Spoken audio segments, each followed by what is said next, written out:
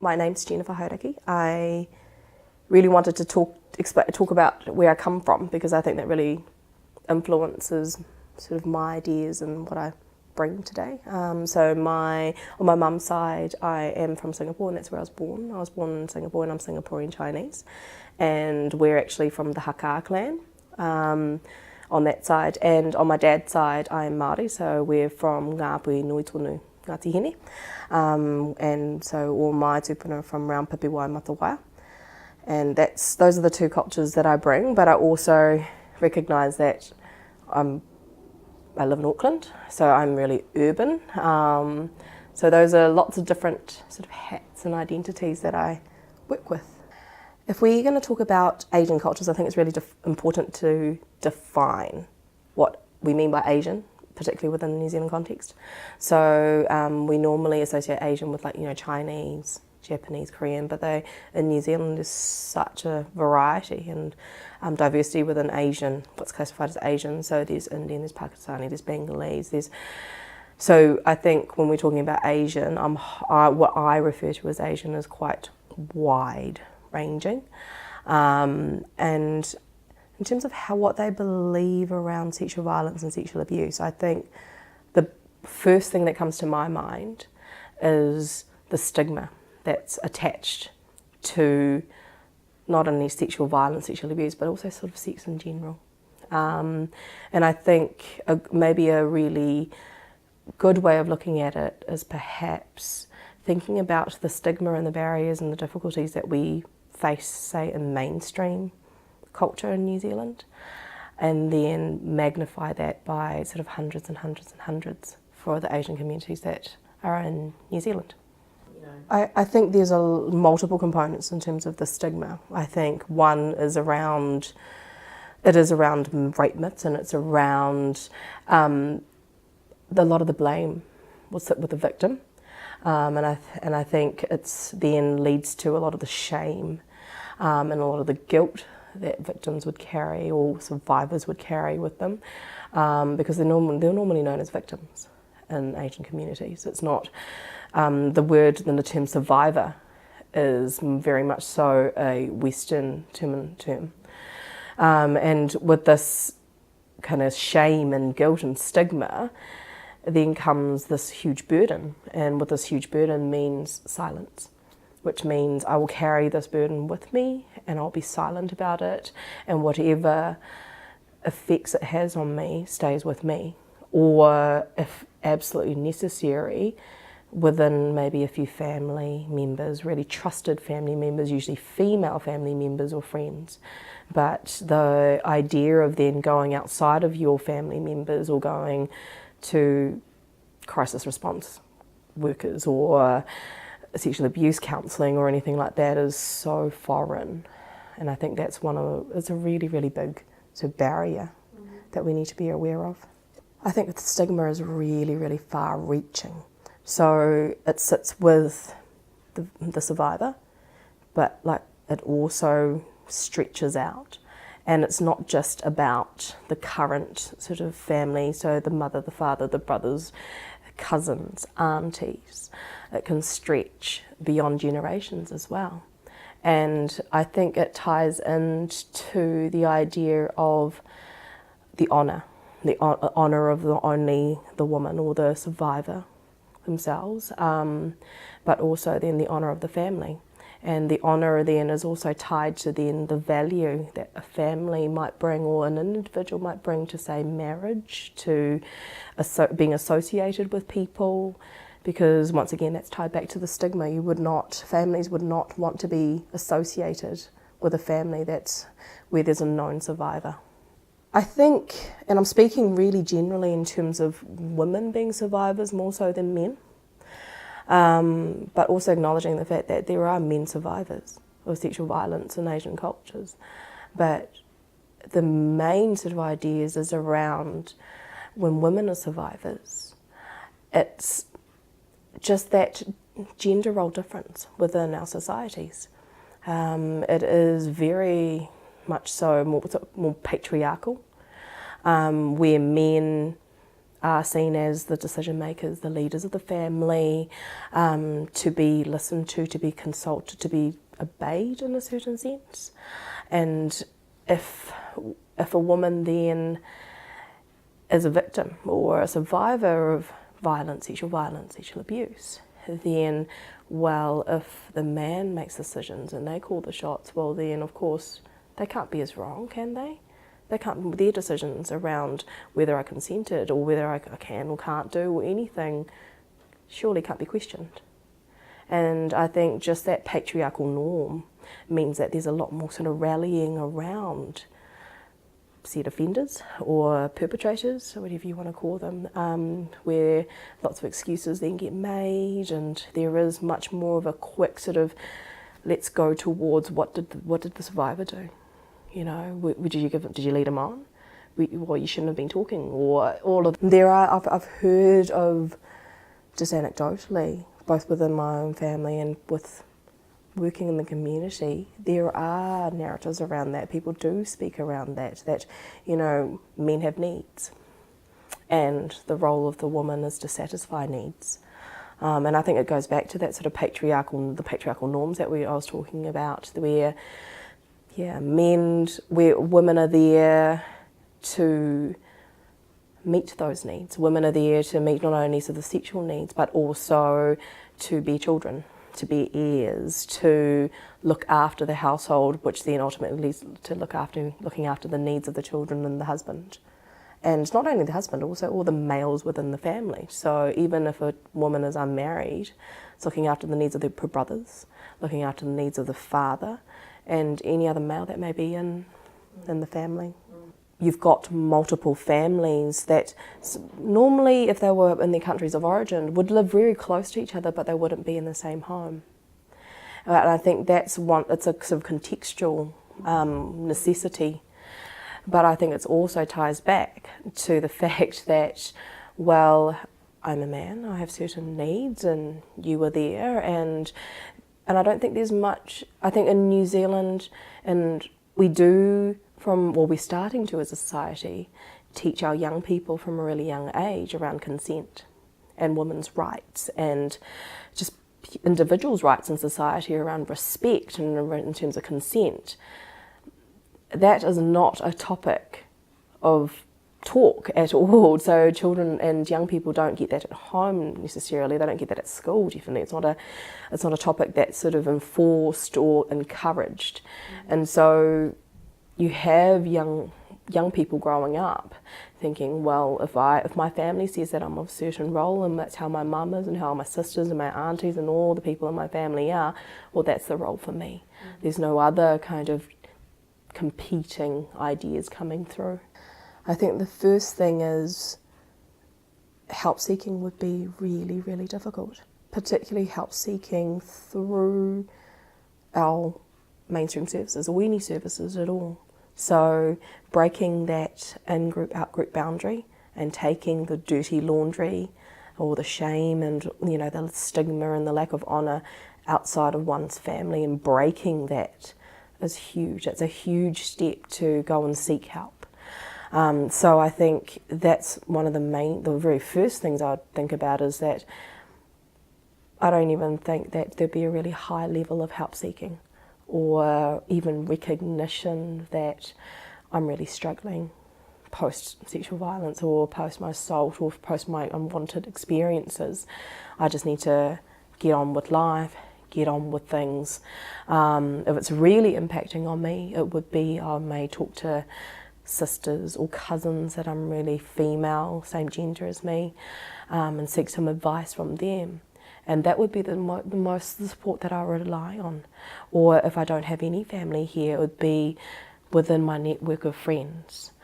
But as you can understand, those family members or those friends would also be under the same pressures around we don't go outside of our home or outside of our network because we don't want to air this dirty laundry out in public.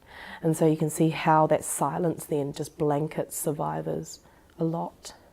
Yes, I think even recognition of what is abuse, what is violence and what is unacceptable. I think that's actually a really good point to start off with, because I think it ties into if you've been raised in really quite distinct gender roles. If a man perpetrates certain things. And I think this relates more to, say, emotional, verbal, psychological violence. That may not be necessarily identified as, oh, that's abuse. That might be just seen as that's just how my brothers are and how my dad is, how my husband should treat me, and I should just listen. There may be more recognition around, okay, sexual violence, physical violence. However, then that's also, like I say, ties back to the education that we would receive.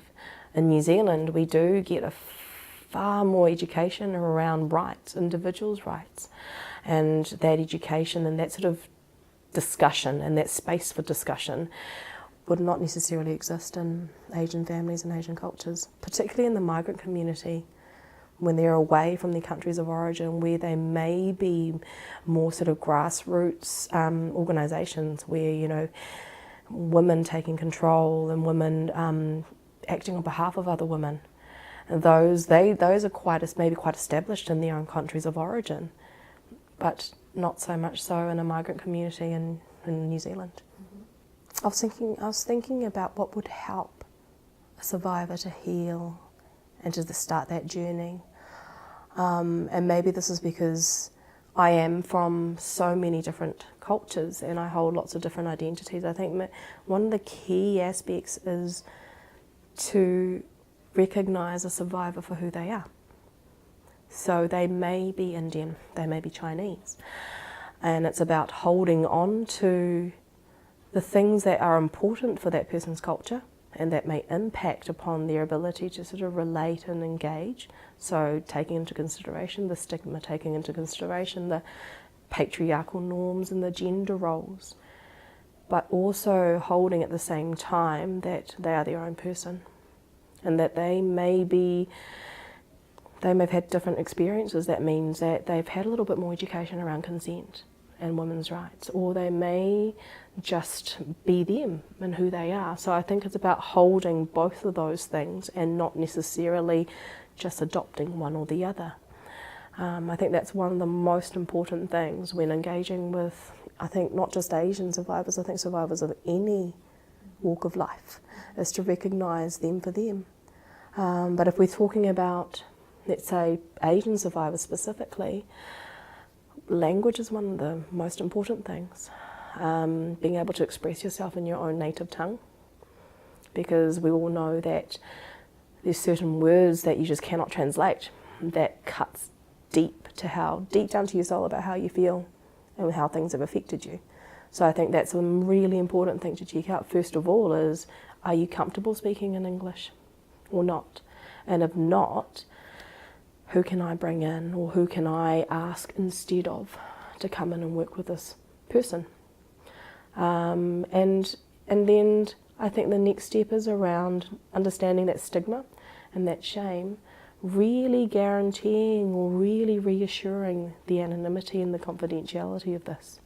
Even though that Asian community is really small, well, they're not as small as it was when I first moved to New Zealand, but they are still considerably small compared to countries of origin.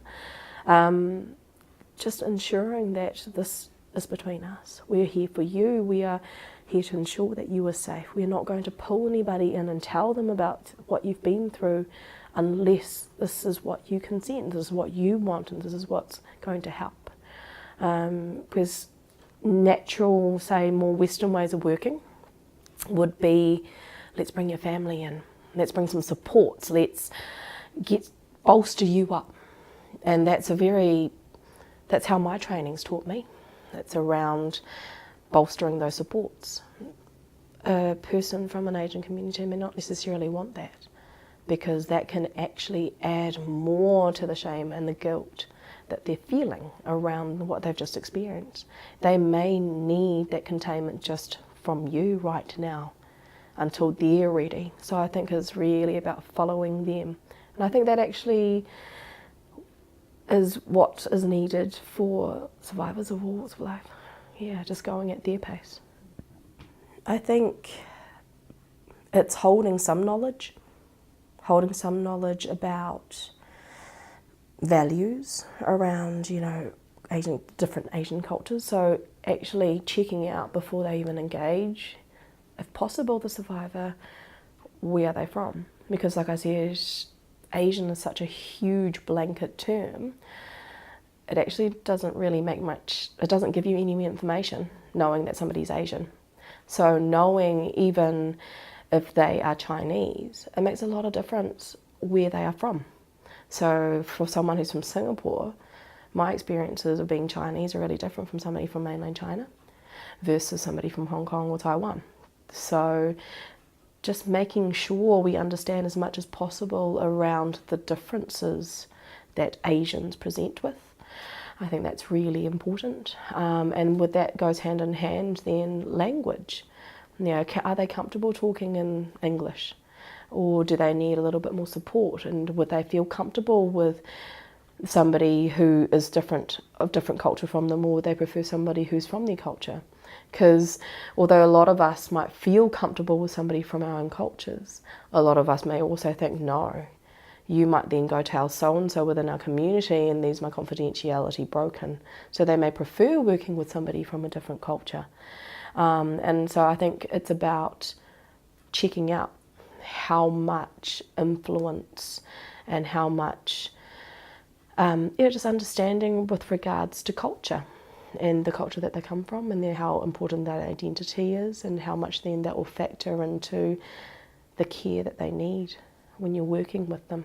And it's not a simple task, and I don't think it's just going to be covered with just one question. I think it's an ongoing checking in process with people around, are you comfortable, are you okay working with me, do you need somebody who is from the community, or are you happy with just me? Do you need somebody from your family, or is there a friend that you might call? But understanding that they may say no, or they may say yes. And I think it goes back to that individuality and that real kind of person-centred approach to working with survivors. I think that agreeableness really ties back to what's often really referenced as the model minority. So Asians in general are seen as a real model minority. So we work hard, we are obliging, we try, we stick to the rules, we are just good citizens of our country, and we contribute. And that's a tricky thing to consider, this model minority influence, because then you're sitting with the question of, are you saying yes because you want to please and you want to be the model minority, or is this actually how you feel? And I think the way around that, there's no simple way. I think the only way around that is just building the relationship, is taking the time to build a relationship. And I think this speaks for every other culture, where you take the time to engage with the person, you get to know them. It may take 1 or 2 or 3 meetings before they feel the level of trust, engagement, or just the barriers or the defences have dropped enough for them to be able to say, well, no, I don't agree. It's giving them the opportunity to check out. Is this, am I on the right track? Is this something that you really want? Is this not? And I strongly believe that if we present those opportunities for them to be able to say yes or no, or this is what I want, this is not what I want, eventually that sense of who they are and sense of really what they want will come out. It may take time though, and I think that's really important to stress, that you may not get it on the first time. Following the assault, you go and see they may be presenting as sort of, yep, okay, everything's fine. Don't take that as the first sort of assessment. Don't base your whole entire engagement based on that just first assessment. It's around checking in, and checking in again, and checking in again, and understanding that for them to really talk about how life is actually, and how difficult this has been, and its impact on not only them but their families and everything else, may take several engagements, may take several times of seeing them until they feel comfortable enough to talk about it. I think in the countries of origin where sexual violence do occur, there are movements around the world where we're looking at more restorative justice approaches, where it's not the victim or the survivor, what they're known as more as victims in the cultures that I come from, is put on trial, and they're examined to see, are you at fault, are you not, what did you do? So there are movements around more restorative type processes where there is just open discussions, and the focus is more on healing and talking and discussions. I've seen more movement in those restorative justice type processes take place, to be honest, in countries where migrants have actually moved to. So the UK, there's been a big focus. And I think those restorative justice processes are to address those really patriarchal norms, because the judicial system is very patriarchal in its sense, that it's about proving proving that the offenders actually didn't do it, rather than putting the victim or the survivor there and actually saying, yes, we believe you. So I think there are restorative justice type processes, but I also think that there are, in the countries of origin, a lot more sort of grassroots women's movements. If we're going to say particularly women and see women as survivors of sexual violence, there are much more sort of grassroots organisations that champion women's rights, that look after women, so crisis centres, refuges, all of those things. And there tend to be many more of them in the countries of origin compared to, say, when migrants moved to New Zealand, where there would be, say, one if we're lucky. And that would be normally in much more urban centres. So women living in much more rural areas wouldn't have access to such services. So in talking about support for survivors, I think there's, in the countries of origins, more of a grassroots movement in terms of support for namely women survivors of sexual violence. So there's refuges, there's access to sort of women's groups and women's supports groups that are developing a lot more in the countries that immigrants to New Zealand come from. Unfortunately, that's yet to kind of catch up in New Zealand. So we do have organisations that support just Asian women and Asian women of survivors of any form of violence, be it sexual, domestic, psychological, any. There is help available, but there are much fewer, and they seem to be centred around the main cities. So if we do have migrants living in more rural areas, but I think this is true of all rural New Zealand, the access to such services is much, much less. The idea of women getting justice is not something that you hear much of through sort of all the myths of, all the Chinese dynasties and things.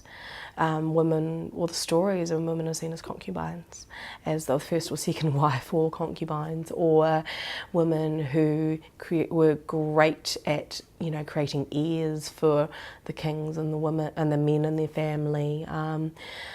If there were, just even through, say, my grandmother and my mother's generation, if there were women who were survivors of sexual violence, the idea of justice isn't a widely talked about topic. It's more so it's happened, we get on with life.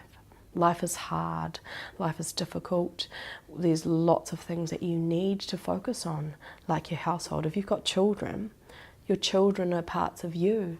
You need to focus on them. So it's a lot more of a self-sacrificing stance, and the focus on others and focus on the people that we need to look after, rather than my own journey and justice for myself and my own healing. And I think that's got parallels to, say, more Western sort of ideals around being a woman, around being self-sacrificing, around focusing on others. But I think at least there's some competing sort of narratives around, in Western society, around justice for women, around women's rights, whereas those narratives may not be as loud or as strong, particularly in Chinese culture. I'm, to be honest, within my experience, there's no strong narratives around healing as a family. It's around, if there's been violence, if there's been anything within the family, parents to their children, fathers to daughters, grandparents, aunties and uncles, it's very much so, okay, it's happened, let's get on with our lives. Let's keep going, because there's lots of other things that we need to focus on in life. Education, getting food on the table, employment, making something of yourselves. And I think that's very tied in really strongly to that model minority concept, that we work hard, we put our heads down and we just keep going. And we do the best that we can, we follow the rules, we follow what society wants from us. And that means then taking time to talk about hurts that have occurred and the healing that is needed. Well, why would you want to spend time on that when there's much more important things to focus on as a family? There's bigger priorities.